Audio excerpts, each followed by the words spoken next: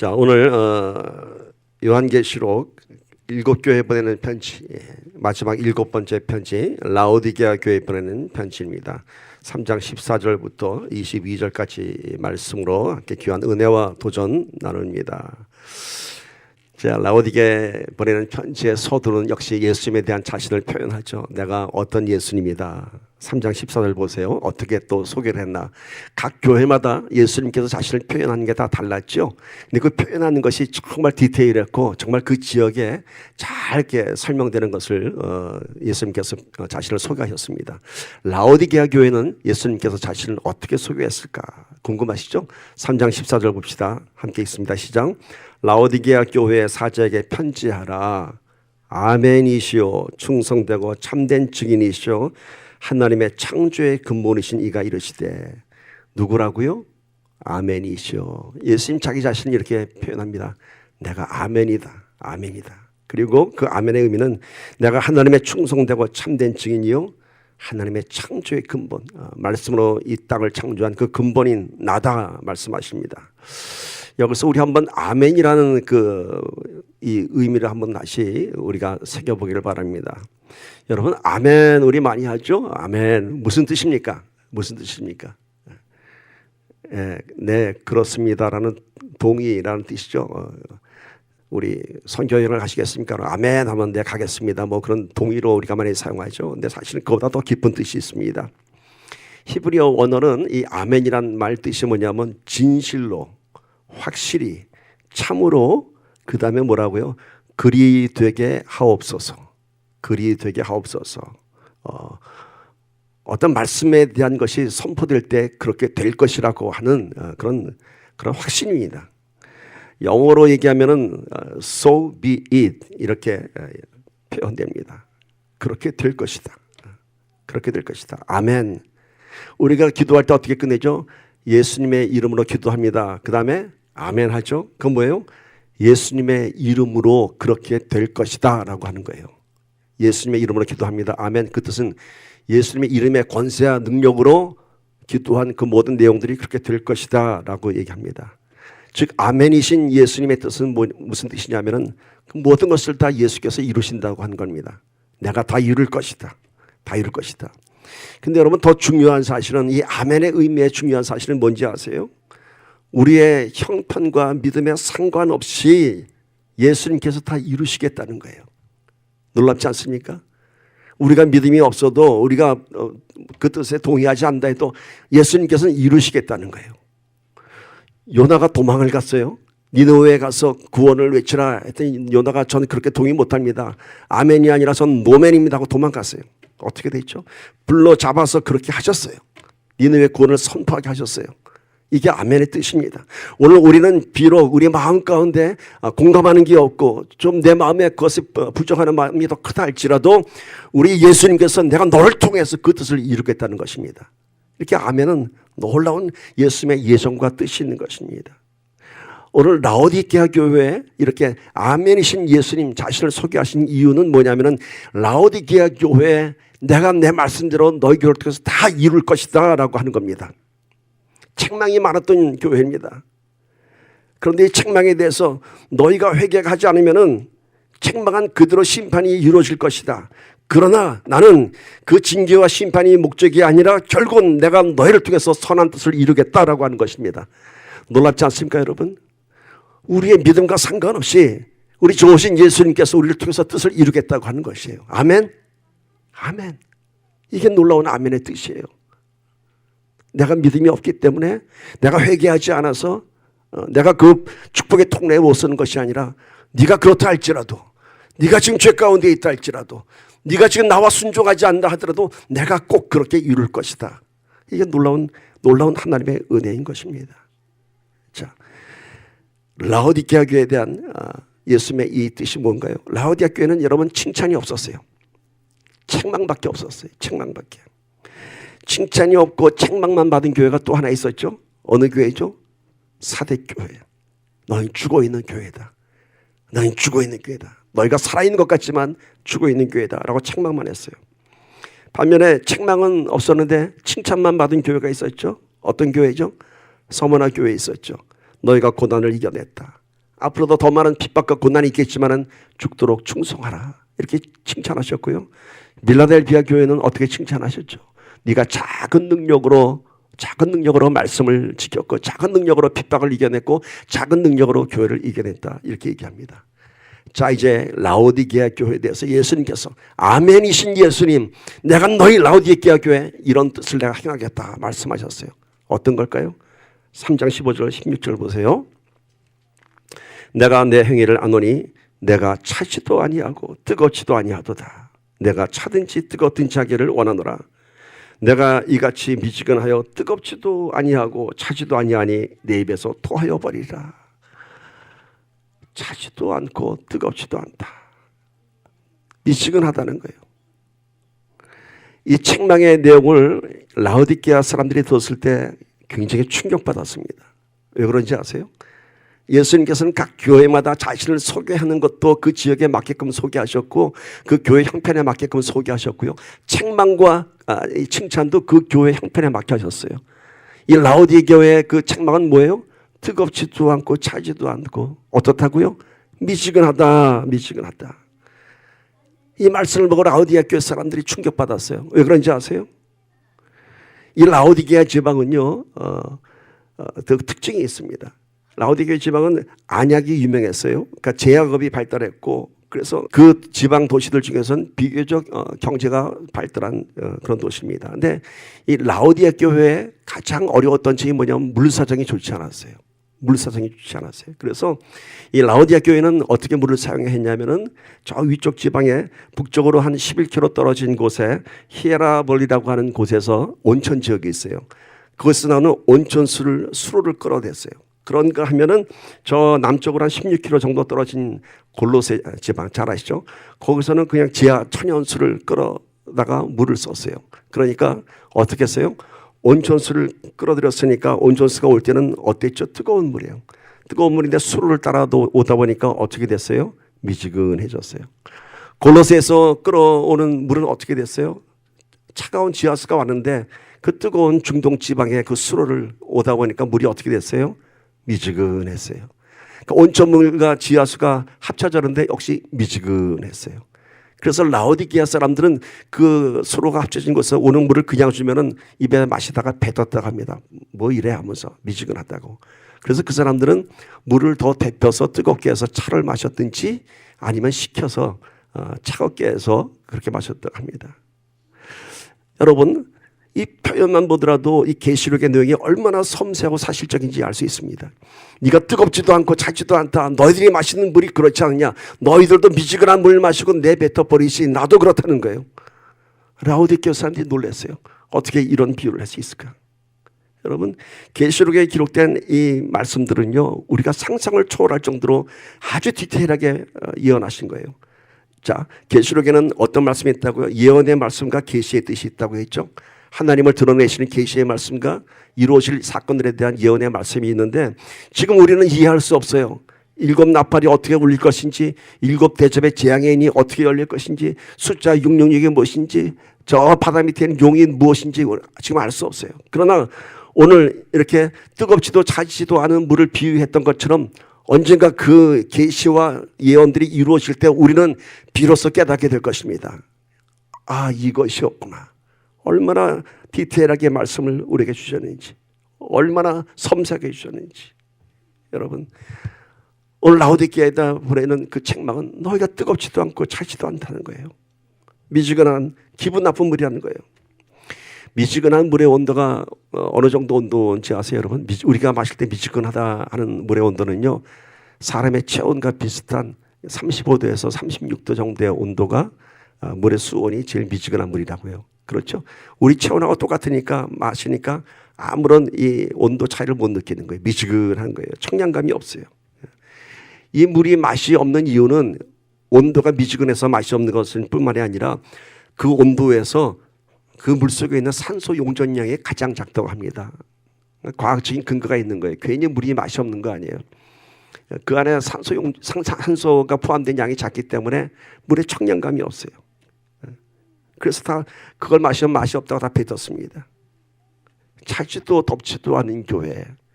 너희들이 미지근한 물 토해내듯이 나도 너희들처럼 너희를 토해내리라 얘기합니다. 여러분, 차지도 덥지도 않은 교회, 무엇으로 비유해야지 좀 실감이 날까요? 여러분, 차지도 덥지도 않은 교회, 찜질방들 가보셨죠? 그 중에 가장 기분 나쁜 방이 어떤 방인지 아세요? 가장 기분 나쁜 방, 비수기에 손님이 없어서 히터 끈 방이 있어요. 다른 방은 뜨거워서 막 땀을 내든지, 어떤 방은 아주 에어컨 틀어서 시원한 방이 있는데, 어떤 방은 들어가면은 히터를 켜고 그냥 미지근한 방이 있어요. 그 방 들어가면 어떤지 아세요? 땀 냄새 나고요, 공기도 탁합니다. 예수님께서 가장 기분 나빠하는 교회가 이런 거예요. 차지도 않고 뜨겁지도 않은 교회. 가장 기분 나빠하는 성도가 이런 성도들이에요. 미지근한 성도. 그 안에 들어가면 축축한 냄새가 나죠. 미지근한 방에 들어가면 냄새가 나요. 누구 냄새? 사람의 땀 냄새가 나요. 오늘 우리 신앙이 뜨겁지 않으면요, 인간의 냄새가 나요. 우리의 땀 냄새가 나요. 아주 기분 나쁜 냄새. 춥지도 않고 뜨겁지도 않은 인생. 춥지도 않고 뜨겁지도 않은 인생. 여러분, 왜 미지근해질까요? 교회가 왜 미지근할까요? 우리 신앙생활이 왜 미지근할까요? 온천물과 지하수가 만나면 미지근해지는 것처럼, 한쪽은 세상에, 한쪽은 교회에 반반씩 담그고 살기 때문에 미지근한 거예요. 그래서 미지근한 거예요. 이것도 저것도 아닌 영적인 상태를 얘기하는 것입니다. 어찌 보면 춥지도 않고 뜨겁지도 않은 인생이 좀 편한 인생이 아닐까요? 예? 춥지도 않은 인생, 고난이 없는 인생, 뜨겁지도 않은 인생, 그렇다고 뭐 특별히 뭐 열정이 있는 것도 아니고 그냥 그럭저럭 살아가는 인생. 불교에서 얘기하는 중도를 지켜라, 뭐 이런 말이 합당하지 않을까? 그래서 오히려 그게 더 편한 인생이 아닐까?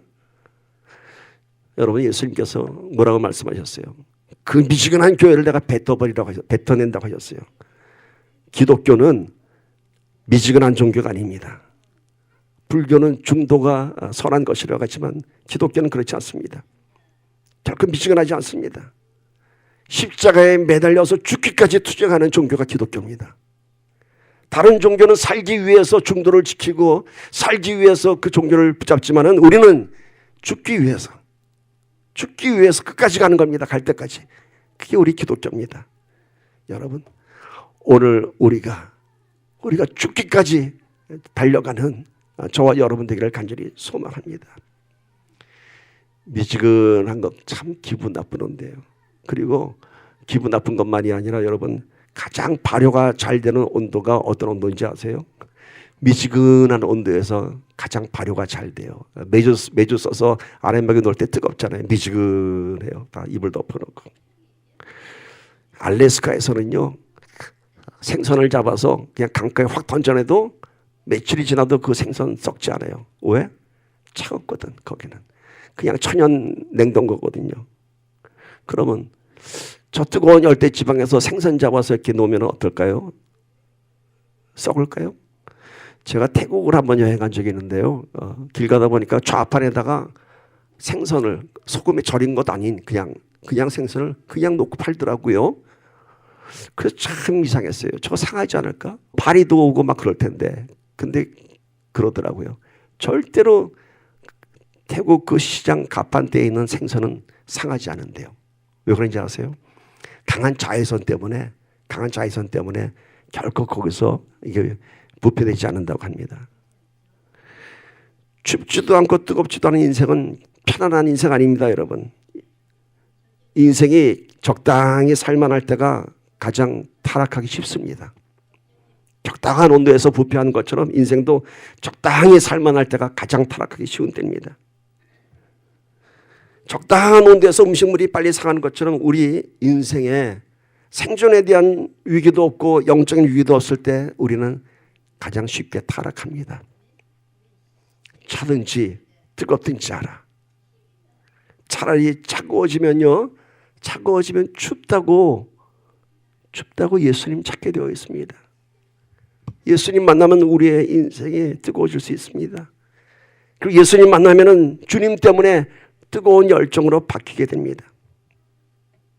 인생의 고난이 찾아오면 하나님을 찾게 되는 것이 우리 영적인 본능입니다. 안 믿는 사람도 여러분 넘어질 때 뭐라고 하세요? 뭐라고 하는지 아세요? 아이고 하나님. 믿지 않은 사람도 자기도 모르게 하나님 아버지 찾아요. 안 믿는 사람도 인생에 처절한 시련을 당하면 하나님의 이름을 부릅니다. 왜? 우리 안에는 하나님에 대한 본능적인 갈망이 있기 때문인 것입니다. 오늘 이 라오디게아 보내는 편지는요, 안 믿는 사람을 대상으로 보낸 게 아니에요. 라오디게아 교회 성도들한테 보낸 거예요.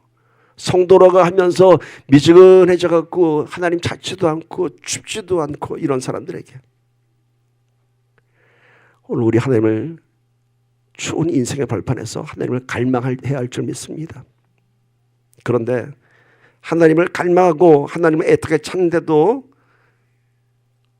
여전히 하나님께서 침묵하시고 외면하는 것을 경험할 때가 있습니다. 내 인생이 추워서, 내 인생이 외로워서 주님을 그렇게 뜨겁게 찾았는데 주님을 만날 수 없을 때가 있습니다. 왜 그럴까요? 하나님께서 자기를 찾도록 해놓고서는 정작 하나님을 찾으면 하나님 침묵하실 때가 있어요. 왜 그럴까요? 그것은 하나님께서 더 깊은 관계를 맺기 위한 것입니다. 더 인생의 밑바닥까지 내려갔을 때 더 깊이 만나기 위한 것입니다. 죽음의 문턱을 함께 통과한 전쟁터의 전우들은요, 평생의 전우가 됩니다. 전쟁이 끝나고 나면. 왜? 생사고락을 같이 했기 때문인 것입니다. 교회의 어려운 형편을 함께 이겨낸 교우는 그 누구보다도 믿음직한 동역자가 될 것입니다. 그 추웠던 시절, 그 고난의 시절이 아픈 기억이 아니라 우리를 하나님과 더 깊이 맺어주는 그런 축복의 시간인 것입니다. 추울 때 우리의 기회입니다.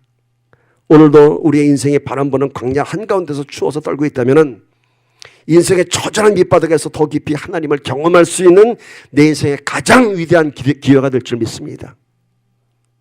그것이 가장 위대한 기회예요.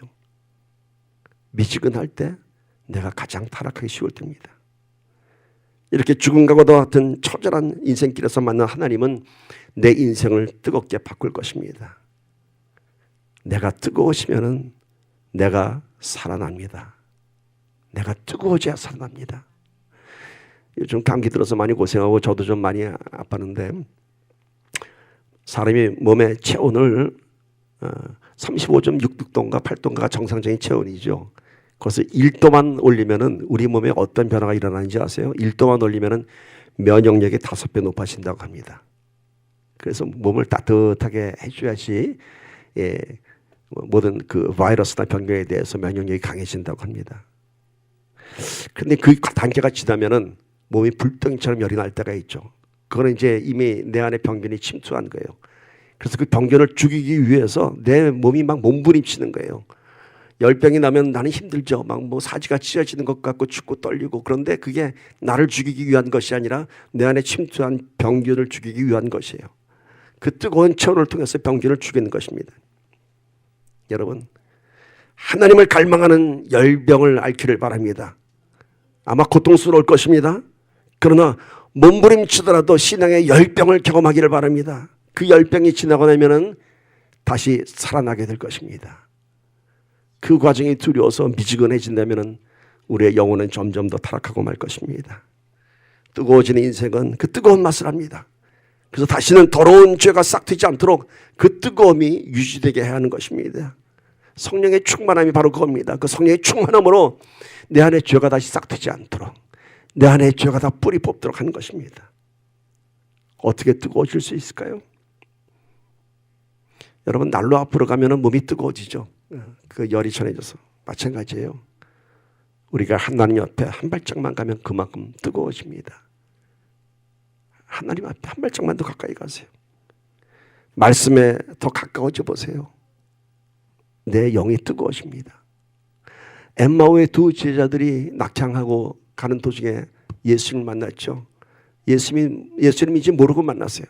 근데 예수님께서 그 말씀을 풀어줄 때 그들이 뭐라고 얘기해요? 가슴이 뜨거워지고 눈이 밝아졌다고 하지 않습니까, 여러분? 여러분, 말씀을 사모하며 말씀 앞으로 더 가십시오. 그리고 그 말씀대로 사십시오. 그러면 뜨거운 신앙인이 될 줄 믿습니다. 우리는 신앙생활하면서 늘 내 마음이 뜨겁고 내가 은혜 충만할 때만 하나님 앞에 열심히 나가고 하나님 앞에 순종하는 모습을 볼 수 있습니다. 우리 안에 은혜가 살아있으면은 주의 일을 하는 것도 감동이 없고 그런 열정도 없습니다. 그런데 여러분, 하나님 앞에 가까이 가면 뜨거워진다고 그랬어요, 제가. 근데 뜨거운 마음 갖고 가면 너무 좋죠. 뜨거운 마음 갖고 가면 하나님께서 기뻐 받으실 것입니다. 그러나 미지근할 때 한번 억지로 달려가 보세요. 그러면 뜨거워집니다. 내 마음이 뜨거워서 하나님 일에 충성하면 더 좋겠지만은 지금 아무 감동 없이 그냥 불편한 마음으로라도 그저 이 말씀대로 말씀 앞에 더 가까이 가고 말씀을 실천하면 뜨거워진다는 그 말씀에 순종해서 한번 하나님 일을 억지로라도 한번 감당해 봅시다. 그러면요, 우리 안에 변화가 일어납니다. 이게 하나님의 능력이에요. 하나님의 은혜예요. 우리가 처음 시작할 때는 왜 이런 걸 해야 돼? 난 이거 하기 싫어.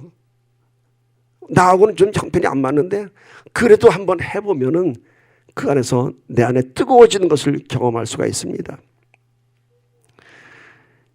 제가 한국에서 사역할 때 어느 목사님은 아주 혹독할 정도로 성도들을 이렇게 다루는 모습을 봤습니다. 그 뭐냐면은 아주 혹독할 정도로 훈련을 시키는 거예요. 제가 보기에도 안쓰러울 정도로. 성도들이 입이 이만큼 나와요, 맨 처음에는. 예를 들면 뭐 지금부터 3주간 철야 기도를 합니다. 그러면 왜 이럴 때 목사님은 철야 기도를 하시고 뭐 꼭 이렇게 해야 되고 입이 이만큼 나오는데 3주가 지나면 어떤지 아세요? 사람들이 다 변해져 있어요. 다 변해져 있어요. 이게 뭐냐면은 하기 싫었지만은 감동이 없었지만은 그래도 갔더니 내 이 완악한 마음이 깨어지고 그 안에 사람이 뜨겁게 해주는 은혜를 경험하게 되는 것입니다. 선교도 마찬가지입니다. 선교 현장에 다녀가 보면은 그 마음이 달라집니다. 우리가 앉아서 선교하지만은 그 앉아서 선교에 대한 기도 감동이 없어요. 그러나 직접 참여해 보면은 이게 선교에 대한 하나님의 부르심이 무엇인지 깨닫게 됩니다. 저도 처음에 선교 갈 때는 이렇게 수많은 재정을 드리고 이렇게 수많은 사람들이 와서 이게 일주일 갔다 오는 게 무슨 의미가 있을까? 당연히 그렇게 큰 의미는 없는 것 같아요. 수십 명의 그 많은 재정을 들여서 그 비행기 값 드리고 재정 들여서 일주일간 막 쏟아붓고 오면은 그 땅에 뭐 변하는 게 있을까요? 뭐 그렇게 큰 열매는 눈에 안 보이는 것 같아요. 근데 중요한 사실은 어디에 변화가 있는지 아세요? 다녀온 사람들의 심령에 변화가 있는 거예요. 갔다 오면은 그 땅이 변하는 게 아니라 그 땅을 다녀온 사람들의 심령이 변하는 것입니다. 오늘 우리도 주의 일에 그 거룩한 요구에 한번 순종해 봅시다. 내 인생에 뜨거운 고백이 시작될 줄 믿습니다. 이 라오디아 교회는요, 물질적으로도 풍요하고 고난이 없는 교회였습니다. 더군다나 이 라오디아 교회는 바울의 아주 훌륭한 제자인 에바브로가 세운 교회였습니다. 그러니까 그 교회는 아주 훌륭한 지금으로 치면 목사님들이 있었고 훌륭한 설교가 있었고 성도들은 다 부유한 성도들이었고 부족할 것 없는 교회였습니다. 그러나 그 라오디아 교회는 고난도 없었지만 복음에 대한 열정도 없었습니다. 그래서 미지근한 교회가 되고 말았습니다. 교회는 나를 위한 것이 아닙니다. 내가 편한 교회가 좋은 교회 아닙니다. 교회 때문에 내 마음이 애통해하고 교회 때문에 내 마음이 뜨거워질 때 그 교회는 성도를 살리는 교회가 되는 것입니다. 오늘 말씀 그거예요. 라오디아 교회에게 차지도 뜨겁지도 않은 교회 내가 뱉어버리라. 교회 때문에 애통해하고 교회 때문에 뜨거워져 하는 것입니다. 3장 17절 보세요. 내가 말하기를 나는 부자라 부유하여 부족한 것이 없다 하나 내 곤고한 것과 가련한 것과 가난한 것과 눈먼 것과 벌거벗은 것을 알지 못하는도다. 서문화 교회하고 아주 대조되는 교회예요. 서문화 교회는 뭐라 그랬죠? 네가 가난하고 시련과 환난이 가득하지만은 사실은 네가 부유한 자라고 칭찬했습니다. 서문화 교회, 네가 부유한 자다.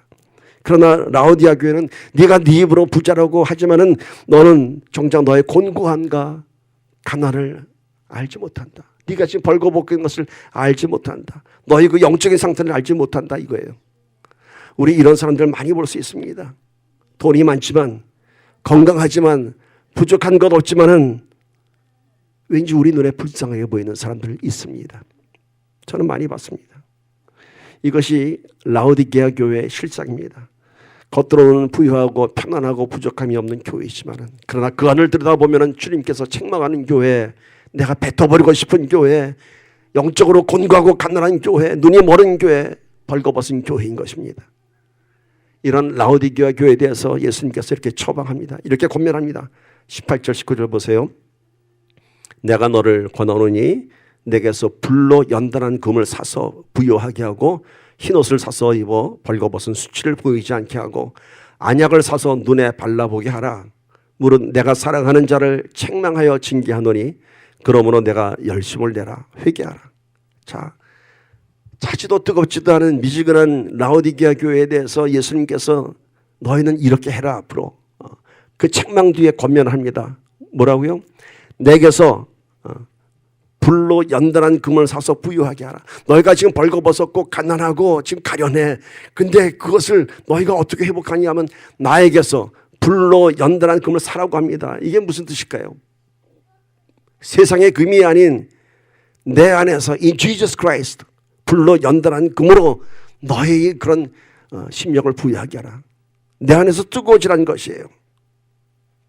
불로 연단한 금이 뭔가요?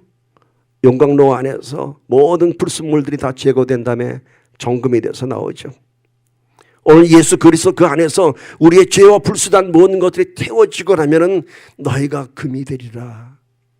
욥기 23장 10절 보세요.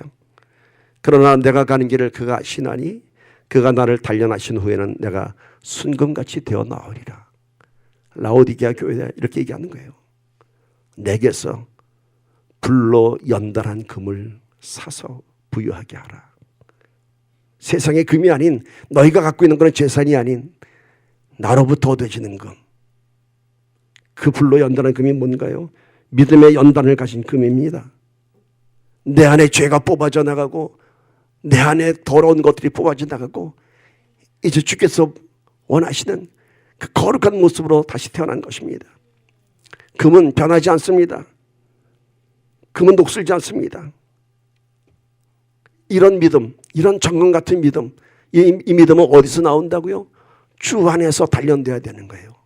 예수 안에서 나의 모든 것들이 다 태워져 나가고 다시 태어나는 것이에요. 이런 믿음을 사기 위해서 믿음의 열병을 경험해야 합니다. 불로 연단한 믿음의 금을 소유하는 것, 그게 바로 부유한 것이라고 합니다. 근데 여기 보니까 불로 연단한 금을 사라고 합니다. 왜 사라고 하실까? 은혜는 거저 주는 것인데 불로 연단한 금을 사라. 이게 뭔가요? buying. 사면 어떻게 되죠? 내 것이 되는 거예요. 내 것이 되는 거예요. 소유권이 이전되는 거예요. 그러니까 내 안에서 불로 연단한 금의 은혜를 그냥 공짜로 받지 말고 그걸 네 것이 되게 하라는 거예요. 내가 그냥 주지만은 너는 사가. 너의 것이 되게 하라는 것이에요. 그냥 잠시 그 은혜를 경험했다가 도로 두고 나가는 것이 아니라 너의 것이 되게 하라. 다른 사람의 것이 아닌 바로 너의 것이 되게 하라는 것입니다. 오늘 우리가 이 예배 자리에서 놀라운 하나님의 은혜를 경험했다고 합시다. 말씀의 깨달음을 받았다고 합시다. 그리고 나가면서 그냥 두고 나간다면은 그건 마행하는 것이 아니에요. 잠깐 경험하는 거예요. 잠깐 렌탈하는 거예요. 오늘 말씀하십니다. 마행하라는 거예요. 잠깐 경험하지 말고 네 것이 되게 하라는 거예요. 여러분, 내 것이 되면 어떤 차이가 있는지 아세요? 여러분, 내 것은 내 소유에 대한 그런 소중함이 있죠. 내 것에 대한. 어느 멋진 집을 가봐도요, 그 내 집이 아니면 그 집에 대한 애착이 없어요. 내 거 아니니까. 아무리 멋있어도 그건 내 거 아니거든. 아무리 초가삼간이라도 내 집이면 애착이 가요. 바로 그거예요. 너의 그 믿음을 네 것이 되게 하라.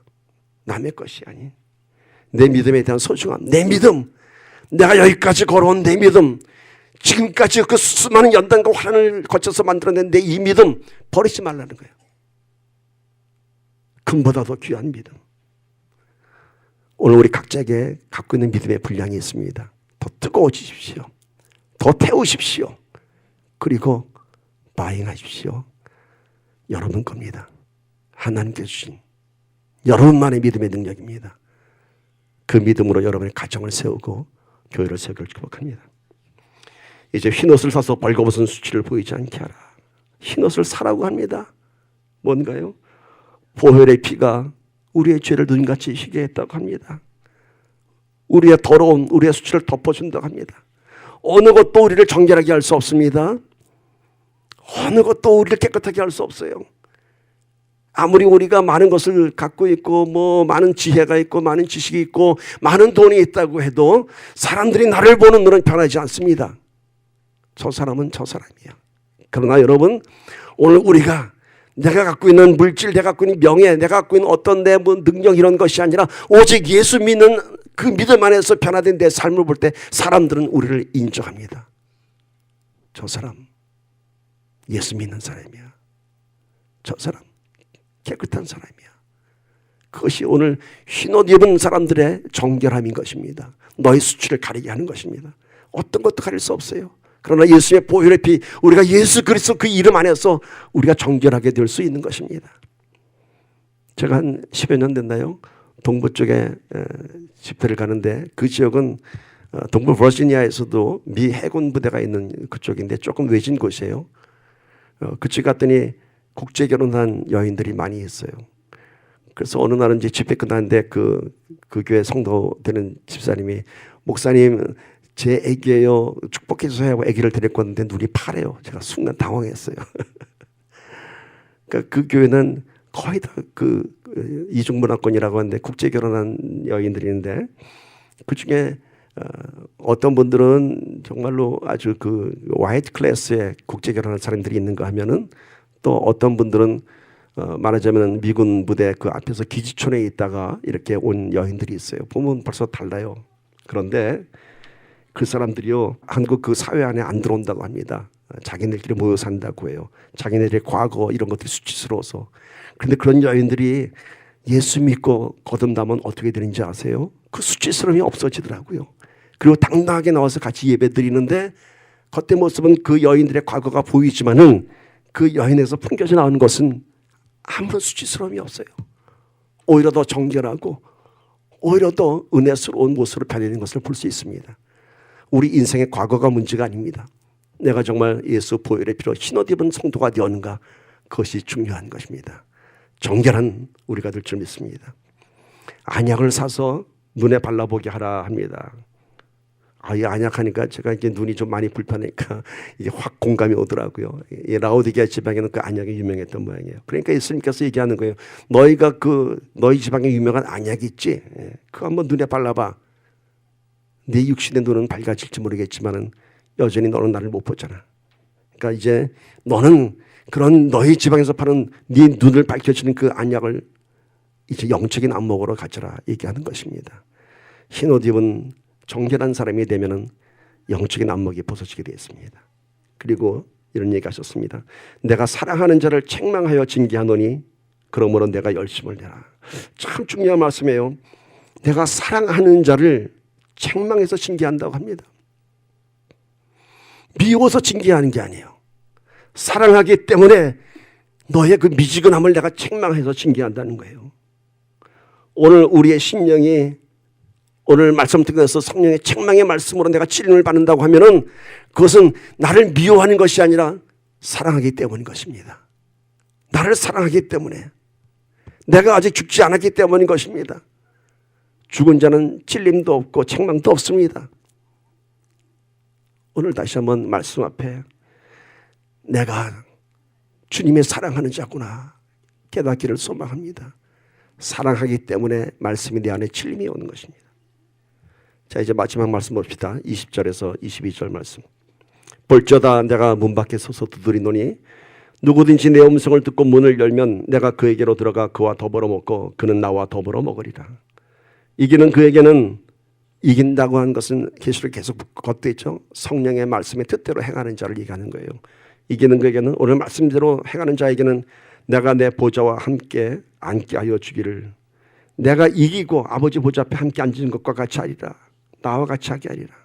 귀 있는 자는 성령이 교회들에게 하시는 말씀을 들을지어다. 라오디게아 교회에 두 가지 특징이 있어요. 하나는 뜨겁지도 차지도 않은 교회. 그리고 또 하나 유명한 말씀, 내가 문 밖에서 두드리노니 내 음성을 듣고 문을 열면은 내가 너에게로 들어가 나는 너와 더불어 먹고 너는 나와 더불어 먹으리라. 여러분, 사랑하는 라오디게아 교회를 향해서 주님이 두드립니다. 우리를 부르시는 주님의 그런 음성, 똑똑. 아주 유명한 그림이 있죠. 문 밖에서 문 두드리는 그림. 우리가 알고 있는 그림은 이게 제일 아마 흔한 그림일 거예요. 아마 기독교 백화점 가면 이 그림이 제일 많이 걸려 있을 거예요. 이제 이 그림 보면서 이제 그런 예화를 많이 하죠. 이 그림에 문고리가 없다고. 예수님께서 문을 열고 들어갈 수 있는 그런 문고리가 없다고. 그래서 안에서 문을 열어줘야 된다 하면서 이런 그림을 많이 보여주는데 사실 이 그림은 뒤에 그냥 이름 없는 사람이 이렇게 그린 것이고 원래 원작자는 그 다음 그림 보여주세요. 잘 보이시나요? 윌리엄 헌트라고 하는 영국 사람이 그린 이게 원작입니다. 가시면로관 쓰시고 등불을 들고 역시 문 밖에서 두드린데 여기도 이제 그 문고리가 없습니다. 이제 이 그림이 발표됐을 때 그 윌리엄 헌트의 이 그림을 보고 평론가들이 이렇게 얘기했다고 합니다. 너무너무 감동적인 그림인데 단 하나 잘못 그렸다고. 뭡니까? 그러니까 문고리가 없다고. 그러니까 윌리엄 헌트가 이런 설명을 했다고 합니다. 문고리가 없는 것은 예수님께서 열고 들어오시는 것이 아니라 우리가 열어주어야 하는 것입니다. 라고 해서 이제 이 그림이 유명해졌습니다. 여러분, 문 밖에서 우리 주님이 두드리신다고 합니다.